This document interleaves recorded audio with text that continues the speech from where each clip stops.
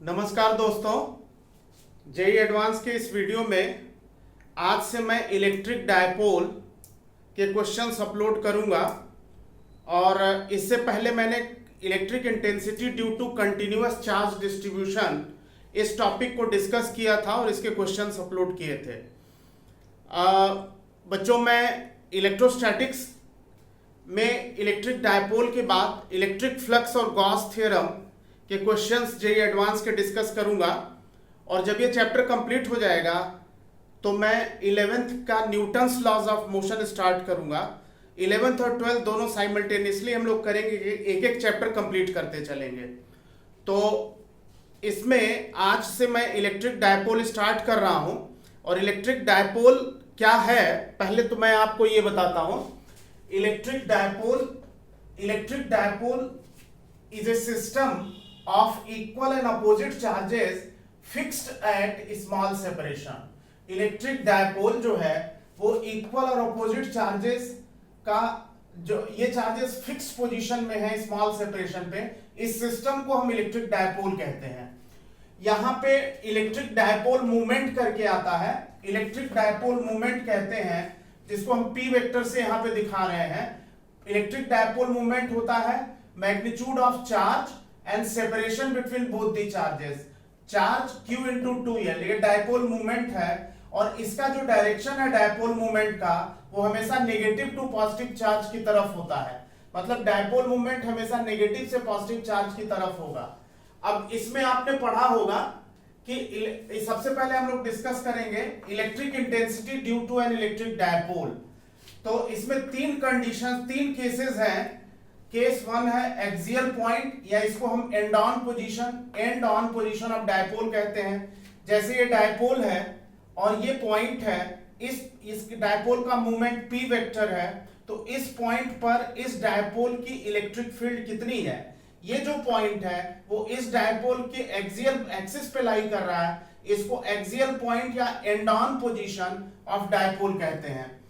इसकी डेरिवेशन आपने लोअर की होगी। तो स्मॉल के 2p/r³ आती है। स्मॉल के इलेक्ट्रोस्टैटिक कांस्टेंट है जिसकी वैल्यू 1/4πε0 आप जानते हैं। और ये जो इलेक्ट्रिक फील्ड है इस डायपोल की वजह से इस पॉइंट पर इसका जो डायरेक्शन है हमेशा अलोंग डायपोल मूवमेंट होगा। जैसे ये नेगेटिव चार्ज, ये पॉजिटिव चार्ज है, तो डायपोल मूवमेंट इधर है, यहाँ पे पॉइंट है, तो डायपोल मूवमेंट इधर है, तो नेट फील्ड भी इसी डायरेक्शन में होगी। अगर हम इस चार्ज की को रिवर्स कर दें, यहां प्लस यहां माइनस कर दें, तो डायपोल मूवमेंट इधर हो जाएगा, तो इस पॉइंट पर इलेक्ट्रिक फील्ड का डायरेक्शन भी इधर ही हो जाएगा। तो इस तरह से ये हमेशा जो है एक्सियल पॉइंट या एंड ऑन पोजीशन पर इलेक्ट्रिक फील्ड हमेशा डायपोल मूवमेंट के अलोंग होती है। इसी तरह से दूसरा जो केस है उसको इक्वेटोरियल पॉइंट या broad side on position of dipole कहते हैं। इक्वेटोरियल पॉइंट का क्या मतलब है, अगर ये डायपोल है और इसके परपेंडिकुलर बाइसेक्टर पे ये पॉइंट है तो ये ब्रॉड साइड ऑन पोजीशन है या इक्वेटोरियल पॉइंट है। इस डायपोल का मूवमेंट राइटवर्ड है, इसको डिराइव करके निकाला जाता है, आप जानते हैं 12th में किया भी होगा आपने। तो इसको डिराइव करके निकालते हैं तो स्मॉल के p/r³ आता है, k की वैल्यू 1/4πε0 है। इसका जो डायरेक्शन है इलेक्ट्रिक फील्ड का, ये इलेक्ट्रिक फील्ड का डायरेक्शन, डायपोल मूवमेंट अगर राइट वर्ड है तो इलेक्ट्रिक फील्ड का डायरेक्शन लेफ्ट वर्ड है। तो इस तरह से जो है ये डायरेक्शन हो जाएगा इलेक्ट्रिक फील्ड का। अब अगर हम आर्बिट्रेरी पॉइंट की बात करें, इक्वेटोरियल पॉइंट के बाद आर्बिट्रेरी पॉइंट का मतलब क्या है कि अगर ये कोई डायपोल है और इसका डायपोल मूवमेंट इधर है, पॉइंट m थीटा एंगल पे r डिस्टेंस पे है, इसको पोलर कोऑर्डिनेट पोजीशन कहते हैं या जनरल पॉइंट कहते हैं या आर्बिट्रेरी पॉइंट कहते हैं। तो अब इस पॉइंट पर इस डायपोल की इलेक्ट्रिक फील्ड कितनी है, देखिए बेटा, ये डायपोल मूवमेंट है तो इसका ये कंपोनेंट डायपोल मूवमेंट का p cos थीटा, ये कंपोनेंट p sin थीटा, ये एंगल है तो ये p cos थीटा, ये p sin थीटा।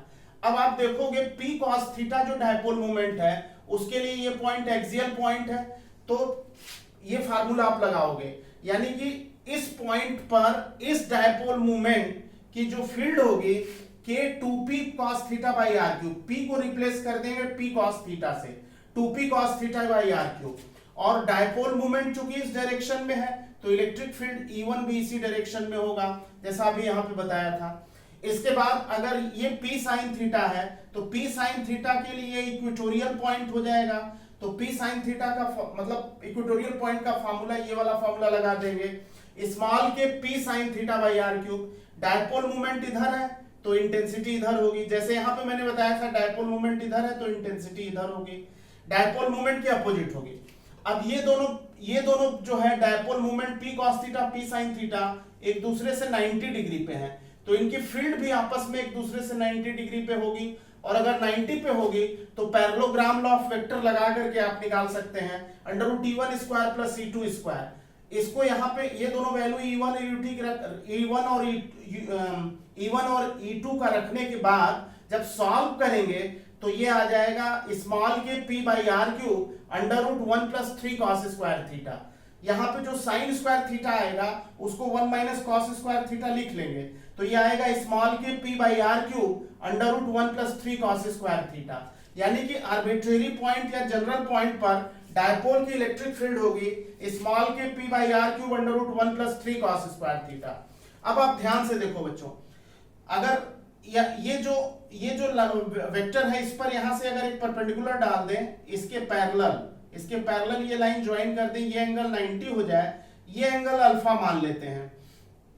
अगर ये E2 वेक्टर है तो ये वाली लाइन भी E2 वेक्टर होगी, इसके पैरेलल है, और ये वाली E1 वेक्टर है, तो इस राइट एंगल ट्रायंगल में tan अल्फा हो जाएगा perpendicular upon base, perpendicular E2 upon base E1, यानी tan अल्फा हो जाएगा E2 अपॉन E1।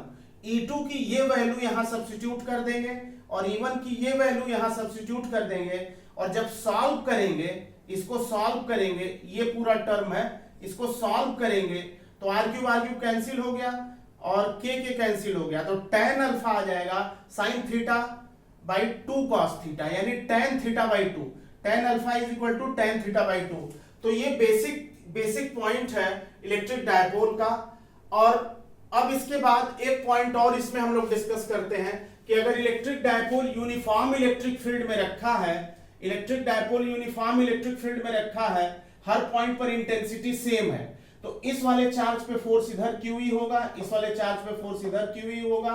ये कपल ऑफ फोर्स इस डायपोल को रोटेट करेगा। ये दोनों फोर्स, जैसे इधर से ये फोर्स लगा और इधर से लगा, तो ये डायपोल को दोनों एक साथ लगेंगे तो ये डायपोल को रोटेट करेंगे, यानी जो टॉर्क जनरेट होगा, रोटेशनल टॉर्क होगा।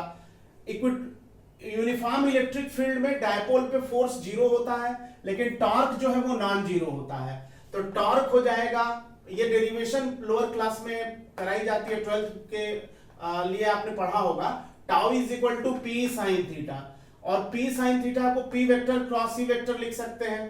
तो अब अगर नॉन यूनिफॉर्म फील्ड है, यूनिफॉर्म फील्ड है तो फोर्स 0, टॉर्क नॉन जीरो, लेकिन अगर नॉन यूनिफॉर्म फील्ड है यानी हर पॉइंट पर फील्ड सेम नहीं है, इंटेंसिटी सेम नहीं है, तो फोर्स और टॉर्क दोनों नॉन जीरो होगा। इस केस में जैसी जरूरत होगी वैसा यूज करेंगे। तो ये तो बेसिक पॉइंट्स थे डायपोल से रिलेटेड। अब इस पर कुछ क्वेश्चंस प्रैक्टिस करते हैं। जैसे पहला क्वेश्चन है, the time period of oscillation of N electric dipole of moment P, of dipole moment P and moment of inertia I for a small angular displacement about its equilibrium position in uniform electric field is। मतलब इसका ये हुआ कि अगर ये uniform electric field है, ये right word, और ये कोई डायपोल है, ये डायपोल, इसकी इक्विलिब्रियम पोजीशन ये है, हॉरिजॉन्टल रहेगा तो इस पे नेट फोर्स 0 रहेगा, इक्विलिब्रियम पोजीशन जो है ये होगी क्योंकि नेट फोर्स 0 है। इसको थीटा रोटेशन देके छोड़ते हैं, जब इसको थीटा देके रोटेट करके छोड़ेंगे तो ये अपने ये फोर्स और ये फोर्स लगेगा और ये डायपोल को रीस्टोर करेगा मीन पोजीशन की तरफ। ये दोनों फोर्स एक साथ लगेंगे तो डायपोल को डिस्प्लेसमेंट के अगेंस्ट रीस्टोर करेंगे, यानी रिस्टोरिंग टॉर्क जो होगा डायपोल पे, tau is equal to minus P sin theta होगा।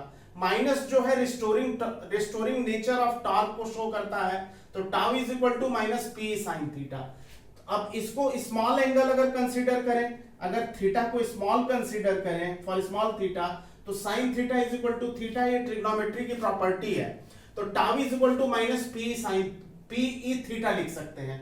और torque is equal to I alpha आपने 11th क्लास में पढ़ा है, tau is equal to I alpha, I moment of inertia, alpha angular acceleration, तो ये हो जाएगा माइनस पी ई थीटा। अब यहां से अगर हम अल्फा निकालें तो minus P E upon I into theta हो जाएगा, और यहां से कंक्लूजन ये निकला कि angular acceleration proportional to negative of angular displacement, और ये डेफिनेशन एसएचएम की होती है, इसको हम एंगुलर एसएचएम कहते हैं। Angular acceleration proportional to negative of angular displacement, angular SHM की डेफिनेशन होती है। और एसएचएम में एंगुलर एक्सेलरेशन का formula minus omega square theta होता है। तो इसको अगर इससे कंपेयर कर दें तो ओमेगा स्क्वायर की वैल्यू ये हो जाएगी, अगर ओमेगा स्क्वायर की वैल्यू ये हो जाएगी तो ओमेगा हो जाएगा under root P E upon I, और ओमेगा होता है 2 पाई बाई टी, तो टाइम पीरियड इन दोनों को इक्वेट कर देंगे तो time period 2 pi under root I upon P E. इस तरह से इस क्वेश्चन का जो आंसर है वो सेकेंड ऑप्शन हो जाएगा, सेकेंड ऑप्शन इसका करेक्ट आंसर है। देख लीजिए। थैंक यू बच्चों।